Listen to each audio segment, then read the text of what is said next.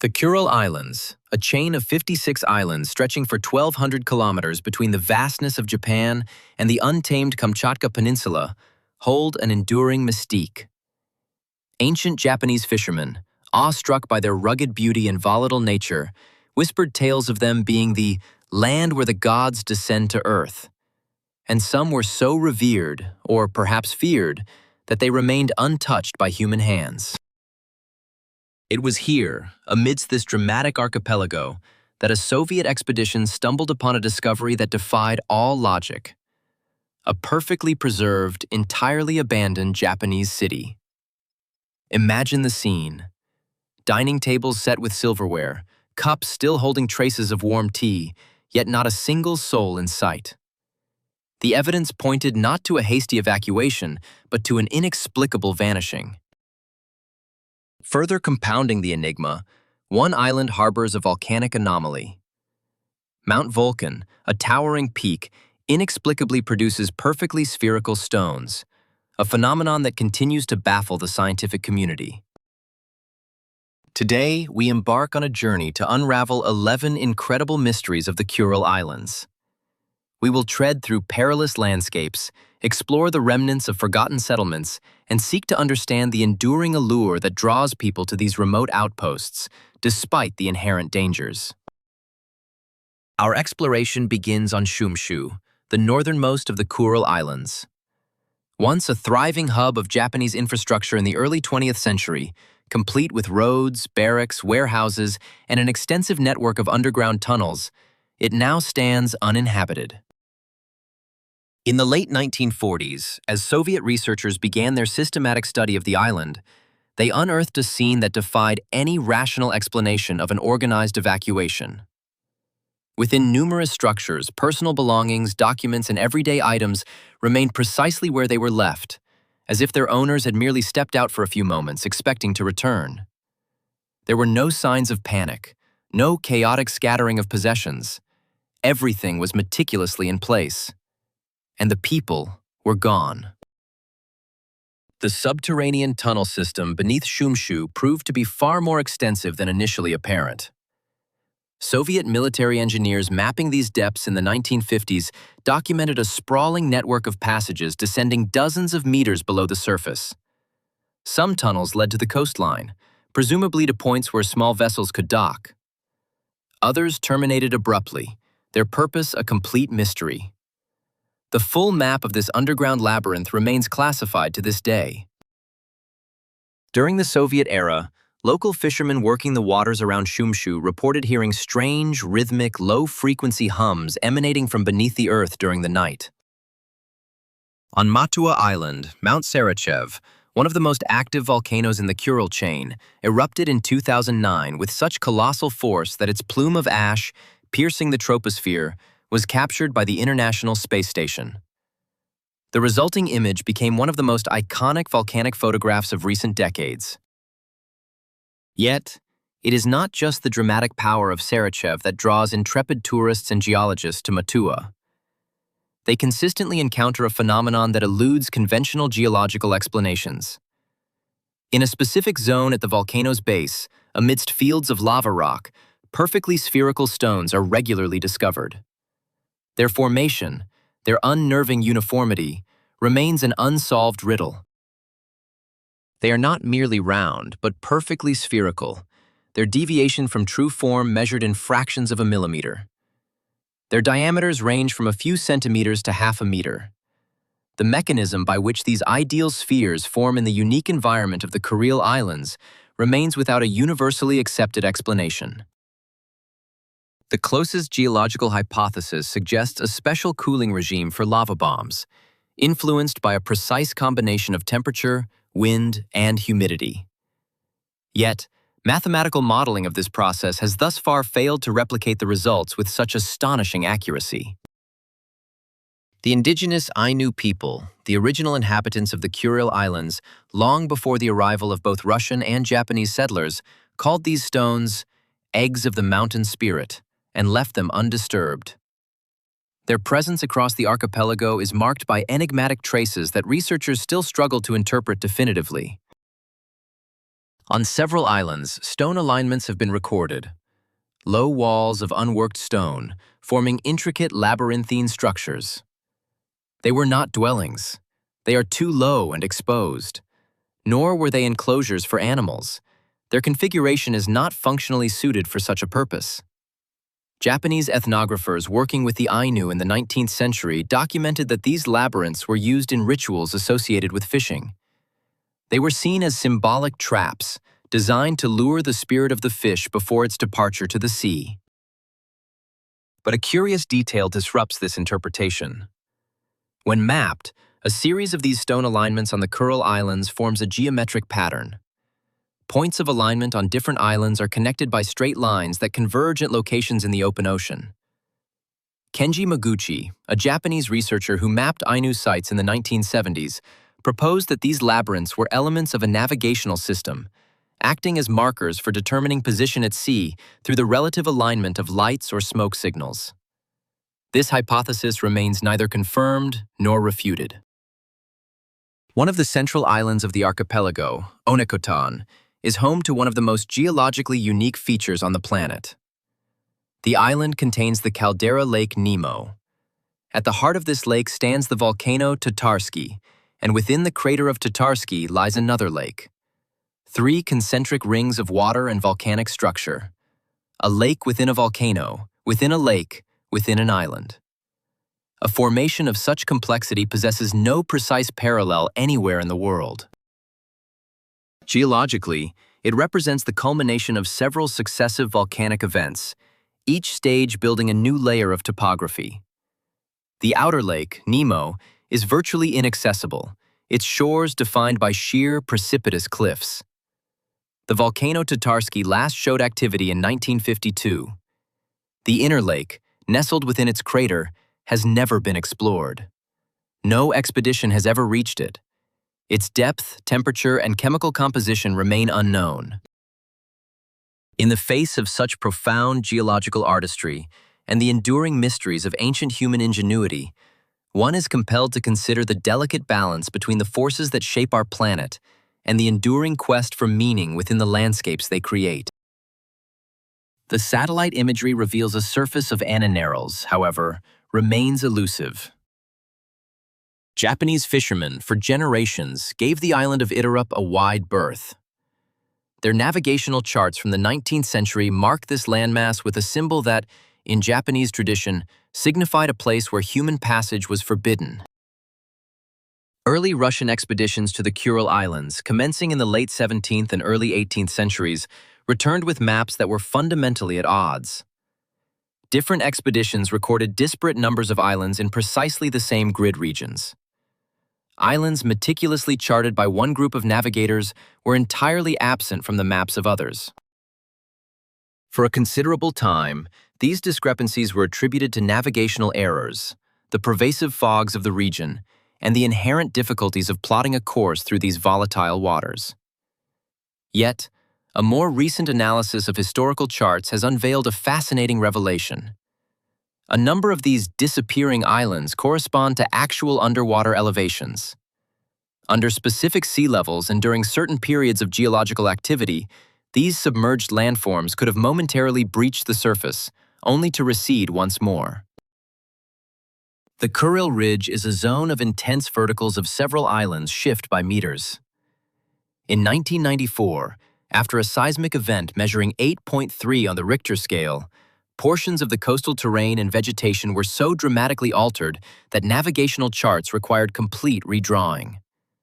The islands cited by the first Russian explorers may indeed have existed, only to vanish beneath the waves before subsequent expeditions could confirm their presence.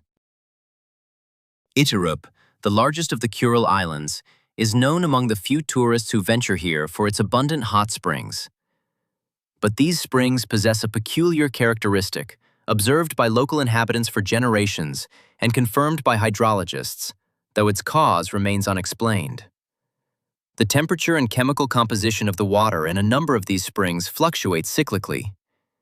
These cycles are independent of the season and unaffected by atmospheric precipitation. They do not align with the island's known volcanic rhythms, nor do they correlate with tidal cycles. Instead, They adhere to their own distinct period, approximately 17 to 19 days, a rhythm that does not synchronize with any known natural cycle in the region. The Ainu people, the indigenous inhabitants of these islands, were acutely aware of these cycles. Their oral traditions meticulously document periods of good and bad days for bathing in specific springs, a practice that, when analyzed, corresponds precisely with the documented shifts in the water's chemical makeup. They discerned these periods not through scientific instruments, but through keen observation. The behavior of animals drawn to the springs, the color of the sediments settling on rocks. The precise mechanism driving this 17 to 19-day cycle remains a profound enigma.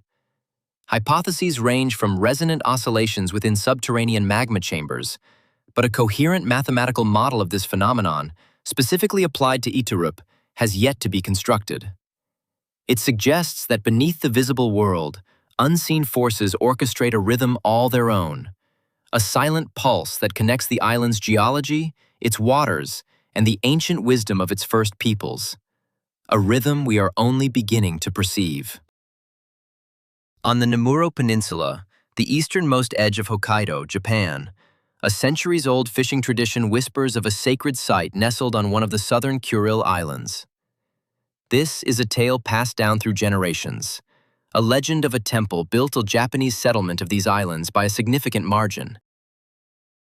These monks did not arrive by chance. They journeyed intentionally, seeking a place described in traditional Buddhist geography as a nexus where the earth speaks. It was a destination of profound spiritual significance. In the late 19th century, Russian ethnographers meticulously recorded this legend from Japanese fishermen. Their documentation went beyond mere folklore, capturing precise details uncommon in such narratives. They noted specific island landmarks, detailed descriptions of the terrain, and even directional bearings from the shore. This navigational information suggests a practical origin, a purpose extending beyond pure symbolism. Decades later, in the 1950s and 1960s, Soviet expeditions explored the southern Kuril Islands. On Kunashir, they discovered the foundations of wooden structures. These buildings did not conform to Ainu traditions, nor were they recognizable within known Japanese architectural styles. Preliminary assessments suggested these foundations were several centuries old. While catalogued as requiring further study, excavations were never undertaken, and these enigmatic remnants remain largely unexamined to this day. Paramushir, the second largest island in the archipelago, was a restricted military zone during the Soviet era. Much of the data gathered there between the 1950s and 1980s remains classified. However, among the materials declassified in the 1990s, one document stands out. In 1973, the Geophysical Service of the Pacific Fleet recorded a localized magnetic anomaly on Paramushir. At a specific point on the island, the Earth's magnetic field deviated inexplicably.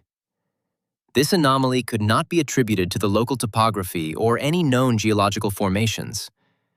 It was remarkably stable, consistently reappearing with each subsequent measurement. Yet, its location did not correspond to any recognized natural magnetic bodies. The document notes that exploratory drilling was conducted at the anomaly's epicenter, reaching a depth of 40 meters. The results of this drilling are conspicuously absent from the publicly accessible portions of the report.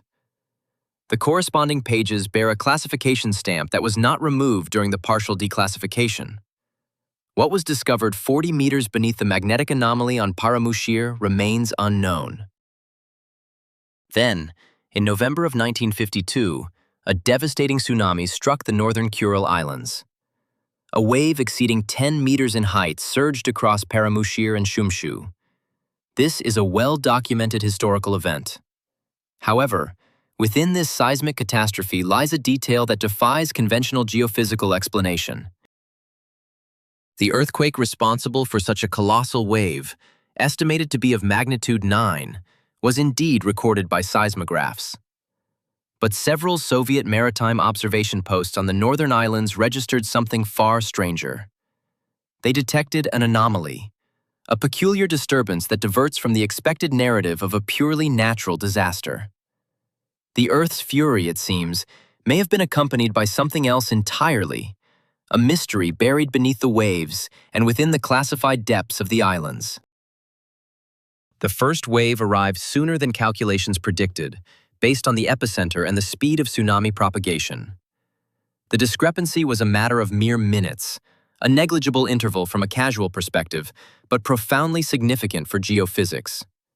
Soviet scientists investigating this anomaly proposed a hypothesis: a submarine landslide in close proximity to the islands, which generated a localized wave that preceded the main tsunami. Such a landslide would have had to be substantial in size, yet no trace of it was ever found on the seabed. The temporal discrepancy in the wave's arrival officially remained unexplained, relegated to footnotes in academic publications concerning the Kuril Islands tsunami of 1952. Kunashir, the southernmost of the Russian Kuril Islands, lies at the same latitude as Sochi. Yet, its climate fosters a unique confluence of conditions found nowhere else on Earth. The Kuroshio Current, warm and originating from the south, collides with the cold Kuril Current from the north precisely here. This meeting generates a specific regimen of temperature and humidity, allowing subtropical and subarctic plant species to coexist on a single island. Magnolias and bamboo, flora typical of subtropical regions, flourish on Kunashir. Within a few hundred meters, one encounters spruce and fir trees, characteristic of subarctic taiga. These species are normally separated by thousands of kilometers and never inhabit the same biome. On Kunashir, however, they grow side by side. Biologists who have studied this phenomenon have observed that the boundaries between the subtropical and subarctic zones on the island are not gradual. They are sharp, almost as if drawn with a line. On one side of this invisible frontier lies one world, on the other, a completely different one. The reasons for this distinct demarcation and what precisely dictates its position remain subjects of ongoing research, without a definitive answer. The Ainu people called Kunashir Black Island, not due to the soil's color, but in reference to the volcanic sand that carpets its beaches. They considered it the most vibrant of all the Kuril Islands. Modern biologists have cataloged over 1,500 plant species here, a greater number than found on any other island of comparable size within the Kuril chain. Among the few individuals who choose to reside on the Kuril Islands voluntarily, not by assignment, not by contract, but by personal choice, there exists a persistent conviction, noted by every journalist and researcher who is engaged with them. The islands, they believe, choose those who remain. This is not mysticism in a superficial sense, but rather an observation of a pattern. Those who arrive on the Kurils incidentally, for work or on a temporary assignment, either depart at the earliest opportunity or commit to staying permanently. An intermediate state is exceedingly rare. Those who choose to stay often describe the moment of decision as sudden and inexplicable, as if a fundamental shift occurred in their perception of the place, an unseen hand guiding their destiny. The return to a former life became impossible. Psychologists might attribute this to an isolation syndrome, a form of attachment that arises within a closed community. Sociologists could point to economic incentives or a lack of social connections on the mainland. But the people themselves describe their feelings differently. They speak of the islands as living entities, each possessing a distinct character. Itu you feel it. Perhaps this is merely a metaphor, a way to articulate experiences that defy rational categorization. Yet, the fact remains. On islands devoid of comfort, infrastructure, and career prospects, people stay. Voluntarily and without regret. The Kuril Islands stretch for 1,200 kilometers, a realm of volcanoes, fog, and water. Here, Russian and Japanese histories intertwine with 1,000 years of Ainu memory. Beneath each island lies a hidden tunnel system, a magma chamber, or an unexplained anomaly. Subtropical forests brush against taiga along an invisible frontier, and volcanoes sculpt perfect spheres, defying scientific explanation. And why do people remain? Perhaps, above all, because the islands have chosen them.